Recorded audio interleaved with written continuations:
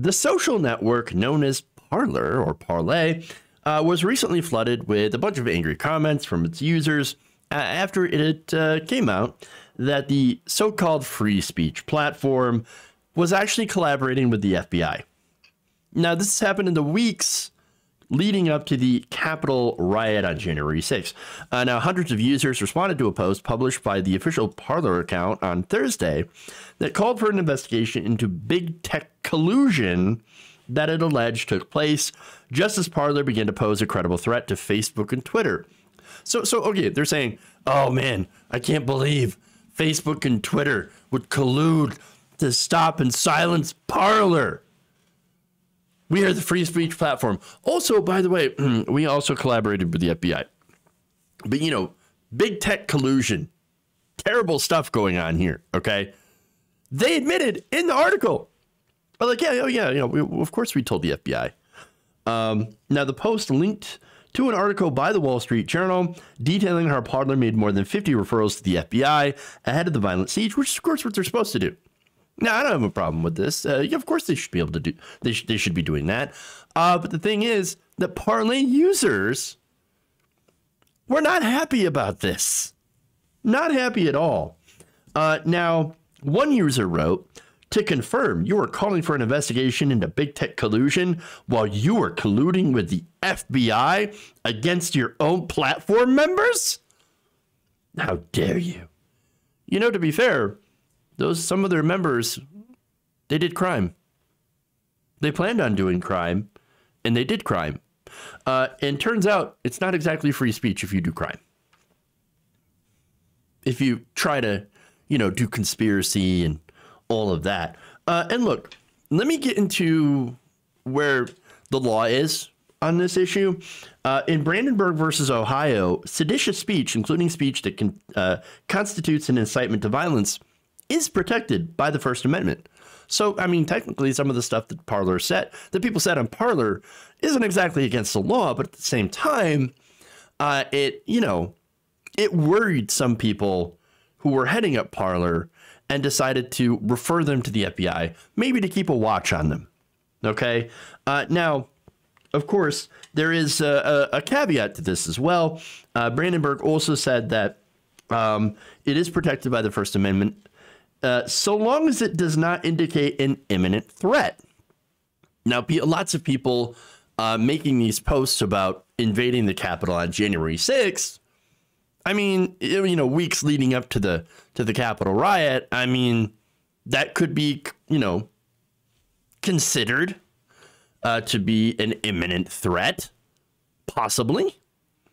I'm just saying. Now, as I said, there was a lot of speech on Parler that was incitement, and again, it seemed very imminent to me because it was talking about, again, the invading the Capitol on January 6th. And then you have a lot of people now that have been arrested and charged with seditious acts as a result. And what's funny is that they talked about this openly, brazenly, and then not only that, but during the Capitol siege, a lot of them posted to Parler what they were doing. So filming themselves and bragging about doing crime, and even after the fact. And they're still mad at Parler going, oh my God, how can Parler sell us out to the FBI? Oh my God. And so there's more. Another user wrote, this is not an example of a free speech platform. Parler is a fraud. I guess when a company says they're a free speech platform, I would not expect them to turn folks over to the corrupt FBI. Another person commented.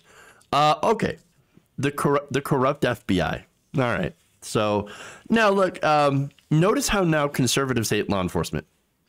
And not only do they hate the FBI, they also hate the cops. I mean, they beat a cop to death during the January 6th Capitol riot, even though cops are more likely to be one of them, or they're more likely to be cops. So it's kind of funny. Now, what happened to the thin blue line there, guys? What happened to Blue Lives Matter? Oh, of course, you only want to use that when black people are, you know, killed by police. Of course. And as far as the FBI is concerned, I'm not in favor of the new love that liberals have for the FBI. The FBI has had a very long history of crushing leftist movements. So I'm not their biggest fan. But hey, to be fair, at least the FBI stops at sedition. OK, they that's where they draw the line. All right.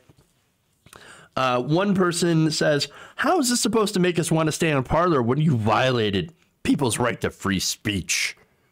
Again, Brandenburg, it is kind of murky, the line here on what is considered free speech. Again, you can make seditious statements as long as they're not imminent, but who's to say what is imminent, right?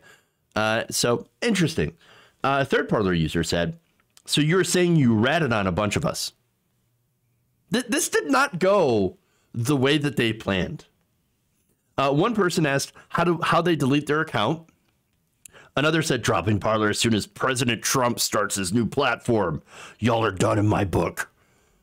Oh yeah, Donald Trump's in his new social media project. Great, fantastic. That's gonna be great. Should be interesting. Now details of the FBI referrals were included in a letter submitted to the House Oversight and Reform Committee on Thursday, the Wall Street Journal reported. The committee launched an investigation into Parler in the wake of the Capitol disruption. So what Parler is doing is trying to defend itself because they want to stay in business. And so according to the Journal, Parler started informing the FBI about suspicious user content, suggesting potential unrest at the Capitol in December. One post from December 24th called for 150,000 people to react to the congressional events of January 6th. Nice. The legal team representing Parler, Michael Dry and Ephraim Wernick, wrote in the letter the examples were only a fraction of the dozens of posts sent to the FBI. So Parler gets hold of this information and says, well, that's it. We're going to send it. We're going to send it to the FBI because this is pretty seditious and we don't want to get in trouble for it. No. Especially since all this stuff was happening, since Trump supporters were making some pretty bad statements. Again, I don't blame Parler for doing that. Any company would. And they actually should do that. Now, the legal team also wrote this. Far from being the far-right instigator, that big tech has portrayed Parler to be. The facts conclusively demonstrate that Parler has been a responsible and law-abiding company focused on ensuring that only free and lawful speech exists on its platform. So now Parler, they continue with that statement. They said Parler has always recognized that there are legal limits to free speech. Free speech. It also shows you how quickly conservatives will basically throw each other under the bus. That's what this shows. Okay. And they also show that the conservatives don't understand what the limits of free speech actually are. All right. They don't know. And so it's pretty funny. And again, Parler's throwing people under the bus so they don't get shut down because they're a business. They want to make money. That's what a corporation does. It's all about making cash. And so they want to be the new Twitter for conservatives. I got no issues with that. But they're going to throw their own members under the bus, which is, again, the entire reason why a lot of these conservatives went over to Parler. So they can, do hate speech, so they can exist in their own ideological bubble, so they can, say the N-word. That's pretty much what it is. Oh, they desperately want to say the N-word. But then it is funny because then people who go to Parler actually get bored because there's no leftists there. And they spend their time essentially dunking on or trying to dunk on leftists and then getting dunked on themselves, which is hilarious. So anyway, what's funny about this as well is that they're trying to now say big tech bad. Now, that's something that you hear from the right a lot now. You're hearing it on Fox News. You're hearing it, again, in these social media companies. You're hearing it from Donald Trump. They're all saying big tech bad, when in reality, they want to be big tech.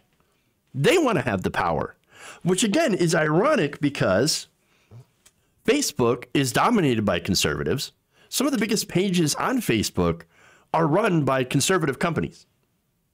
All right. Daily Wire. The Daily Wire was like a fact checker. They might still be. They might not be. was a fact checker for Facebook. Official.